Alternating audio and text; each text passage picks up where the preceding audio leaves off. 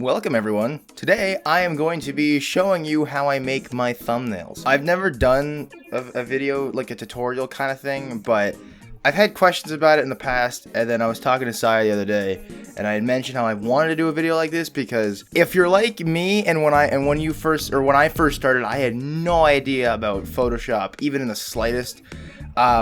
Then I'm hoping this video will help because I'm going to go through some of the basic stuff, and today, this is the thumbnail I'm going to be making. It's the thumbnail for Life is Strange. So, I'm just going to jump right into it. So right here is I'm using the newest version of Photoshop. I think it's just Photoshop like 2021, okay, sorry. Yeah, so basically, when I go to make my thumbnails, I do them in 1920 by 1080. You can do them in 720p, but I don't know, this is just what I do. Anyway, so it's a custom, so you just go here and you change it to pixels. I'm pretty sure it starts off as inches, but change it to pixels and then 1920 by 1080. And then the rest of it, I don't think I've ever touched. For a lot of people, if you were like me when you first got Photoshop, I got to this screen and was like, what the fuck?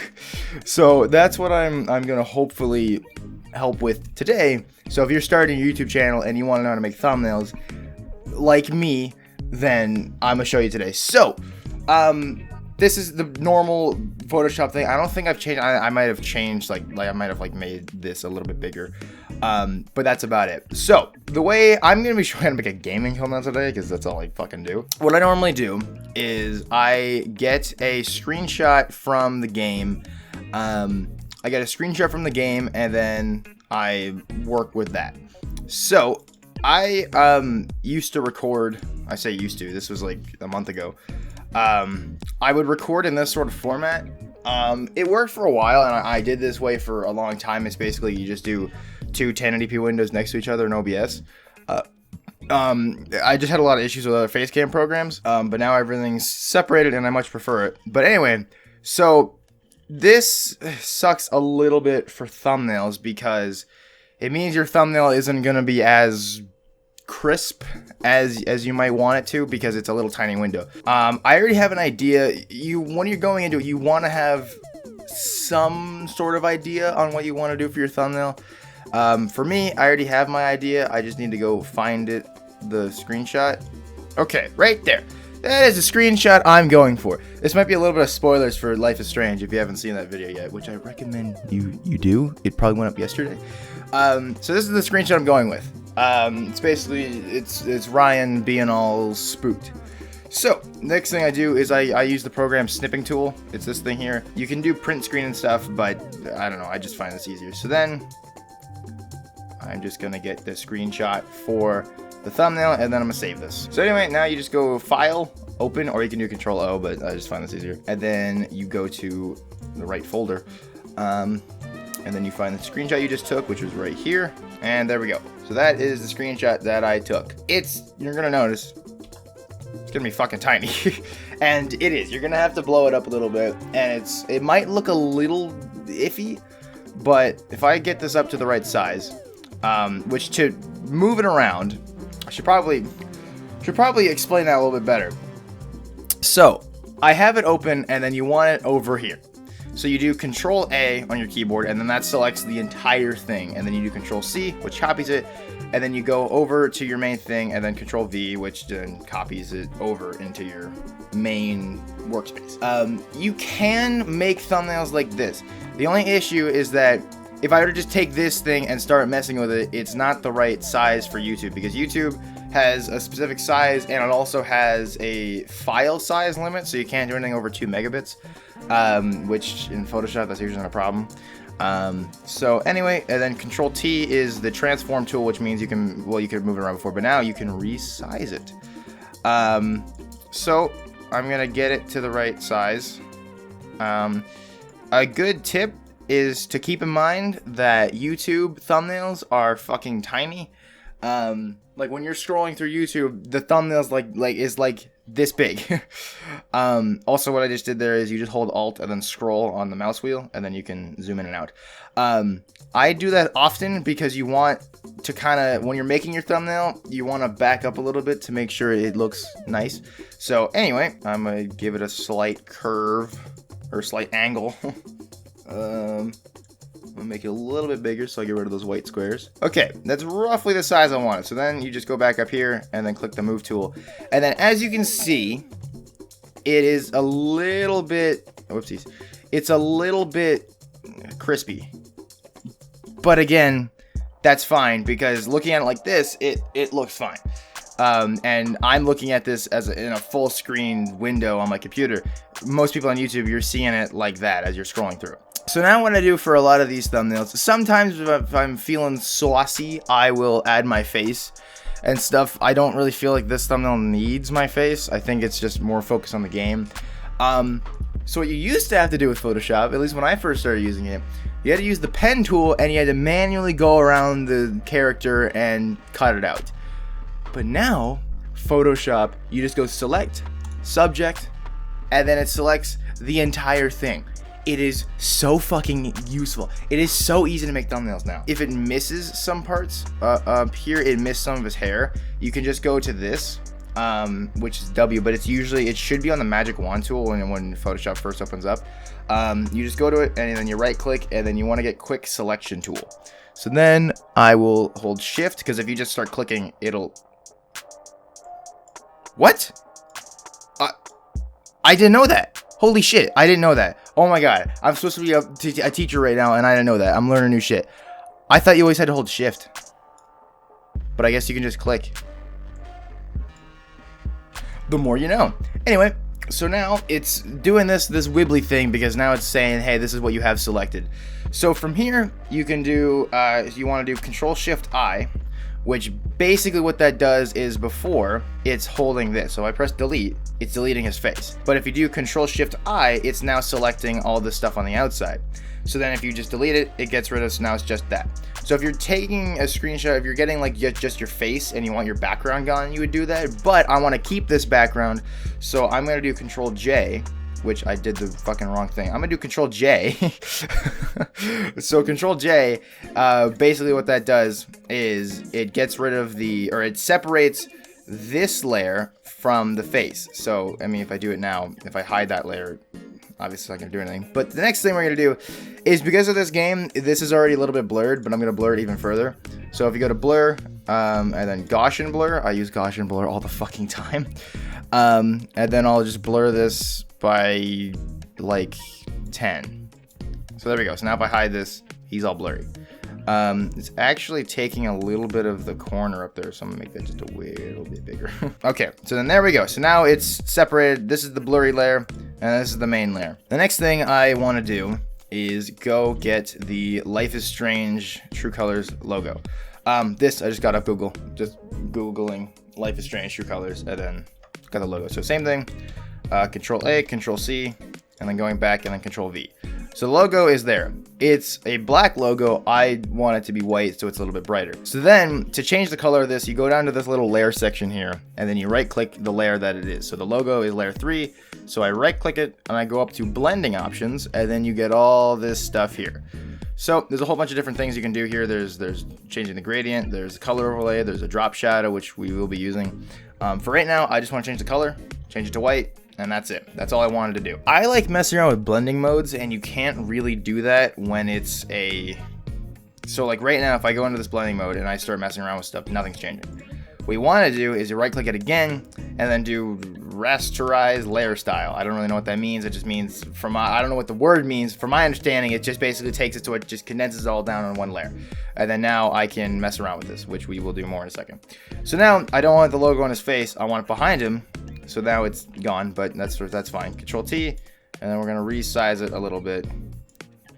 And then there we go. So his face covers most of it, but that's fine. It's artistic. I don't fucking know. Anyway, so then I like to mess around with some of these blending styles or blending modes. There's overlay, there's soft light. It basically just, I don't know, it just blends in with the background a little better. I kind of like, I kind of like soft light. That looks nice. Makes the logo a little bit darker. The image overall is very dark right now. I'm gonna fix that in just a second. But first, I'm gonna crack open the 7-Up. Now that we have this, you could say you're done. You could save this as is and send it down the pipeline, and that is a decent thumbnail. You could also just do it like this, and that's a little bit brighter, and you could just send that down the pipeline. And I used to do this. This is all I would do. But I like to add some color because this is very dark. So there's two ways you can do this. You can either, what I'm going to do is I'm going to manually adjust just this layer, but if you want to adjust all of them, you can go to adjustments, and then there's all these different things. So there's curves, there's brightness and contrast, so you can just make the whole thing brighter and give it some contrast. You can change the saturation and then the hue of it, and then you can change curves, and then which is what I'm going to be messing with in a second, so you can get a very nice demonic thumbnail going. Jesus Christ. But I don't want to do that just yet. What I want to do is I want to just change his face. So you make sure that layer is selected, and you go up to image adjustments, and then from here you can mess around with stuff. When I'm doing something with just my face, I'll usually do like auto tone, but as you can see, that did almost nothing. But there's also auto contrast, that didn't do anything, and then there's auto color, which made him a little bit paler. So I'm gonna go to manual adjustments, and I'm gonna mess around with the curves, because basically what I want to do is make this side of his face a little bit brighter. So I'm gonna mess around with the curves a little bit. I don't really have a I don't know, like a formula to this. I just kind of mess around and see what looks good. Because I want the overall thing to be a little bit brighter. Okay, like that. That looks good. So there you go. Now his face is a little bit brighter. So that was before, and then that was after. So I think it's just a little bit brighter, so you can tell a little bit more that he's spooked. Anyway, and then I also, because I'm insane, I like to fuck around with the colors in the blurred background by a lot. Like, I will over exaggerate stuff. So I'll make the background very bright. I'll give it some more contrast. I'll bring the saturation up. So, and as you can see, it's already very, there's a weird blue glow around him, which I wasn't trying to do, but I actually really like that. Because in the game, when characters are feeling sad or whatever, there's a blue aura around them. So actually, I didn't even mean to do that, but I want to do that. So I'm going to go to outer glow here. In the blending mode, same thing. So outer glow, and I'm going to give this guy a glow.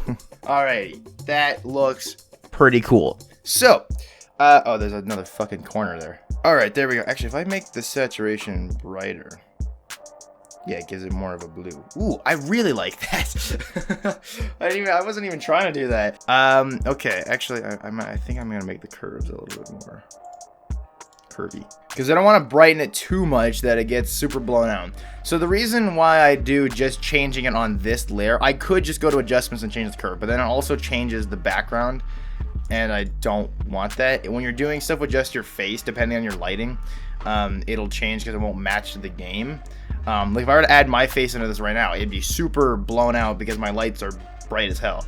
And then you just mess around with the curves. You can mess around with the auto tone and auto color and stuff, which usually works. But again, for this thumbnail, I don't need that. So, and the last thing I do for some thumbnails, it looks really bad, is I like to give the overall border a sort of, that's the wrong thing. I like to give the border a drop shadow. So up here, you want the rectangular Marquee tool, which basically is just like, it creates little boxes. So then I select the whole thing. Where are you going? What the fuck? So then I select the whole thing, and then then I just go to stroke, and then this allows me to make a border around the image. So I've done this before, where I've had a border around the image. I usually make it a little bit thicker, but and that's fine too, because then you can, if it's a different color, you can make it so it like has a nice colorful background to it or border to it. What I use this for is to give it a drop shadow. So I go here. Now I usually over exaggerate the hell out of this, so I make it very, okay, that's a little too it's a little bit too, I want more shadowy. Okay, So like that. And then I want this black border gone, so I just slightly resize it so it's outside, but the shadow is still there. And that is pretty much the thumbnail. That is, I'd say that is good. This background piece here is a little bit dark. And then like that, I would say I am done. Sometimes I add more stuff, and actually I'm gonna see what this looks like, because I like to add lens flares every once in a while. Hold on, let me try putting him behind him. That doesn't look bad. This is just to give it some color. Some color and some, I don't know, some dynamic shit. I don't know what I'm talking about, man. Actually, yeah, I do like that. I like how that looks. Gives a little bit of something. Don't really know what that something is, but it's there. And then yeah, that's pretty much how I make my thumbnails. Like I said, sometimes I'll do a little bit more. Like I'll add my face, but it's pretty much the same process. I just do this like select subject, and then I just paste my face in there. I hope I didn't miss anything. If I missed a part on how I did something, please just ask in the comments and I will do my best to answer. But I think I covered everything. I think I covered all the hotkeys. And if I didn't, just ask me down in the comments and I will let you know. For saving, real quick, I'll go through that. You just want to do Control S, and then it allows you to, it just goes into whatever your picture folder is. And then to get it as a PNG, you can usually just do Control S. Oh no, Shift Control S.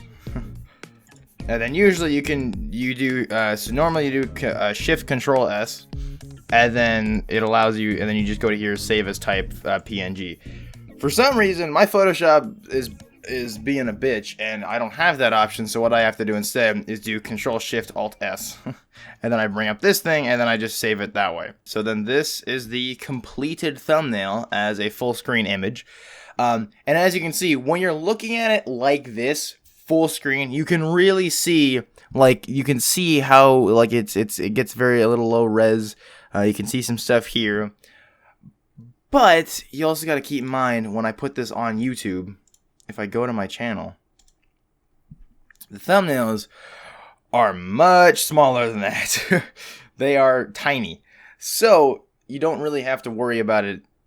At least I'd say you don't have to worry about it as much, which is why you also want to have the stuff be as big as you can make it. But it's best to not, like this my Reactable Videos thumbnail, I made that thumbnail as big as I could. But even then, it's still really hard to tell what that is. That does it for this video. I hope it helped someone on how to make thumbnails in Photoshop. I like, this is basically what I do for everything. I just apply it to different things when I have different ideas for stuff. So yeah, just kind of go nuts. I hope this helps. Like I said, if you have any questions, just ask me down in the comments below. And yeah, that does it for this video. So I'll see you guys later. Bye.